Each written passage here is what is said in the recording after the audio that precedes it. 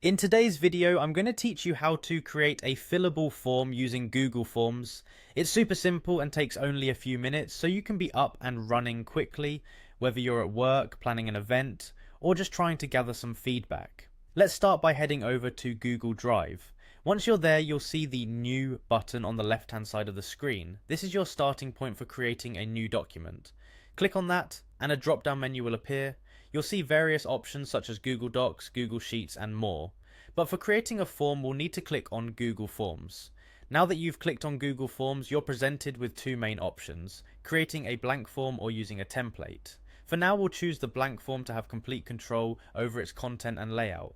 With your blank form open, it's time to give it a name. This helps provide context for your respondents, so choose something that clearly outlines the purpose of the form. You can type the name in the field provided at the top. This name will be visible to anyone you send the form to, so make it descriptive and concise. Next, let's add some questions to your form.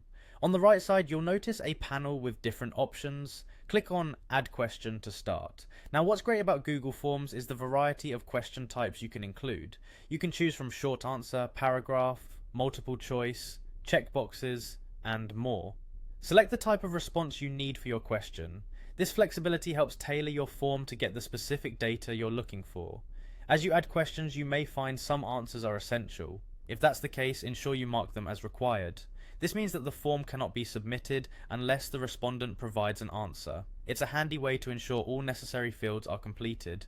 Once you've added all your questions and organized them to your liking, it's time to publish your form. At the top right, you'll see a Send button.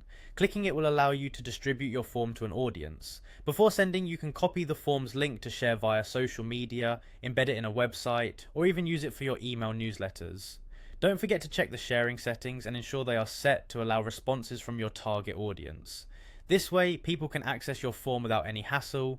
You also have the option to send your form directly via email. This is particularly useful if you're reaching out to specific individuals or groups. Finally, after sending out your form, click on Done. Congratulations, you've just created a fillable form using Google Forms. I hope this guide was helpful. Enjoy collecting data with ease.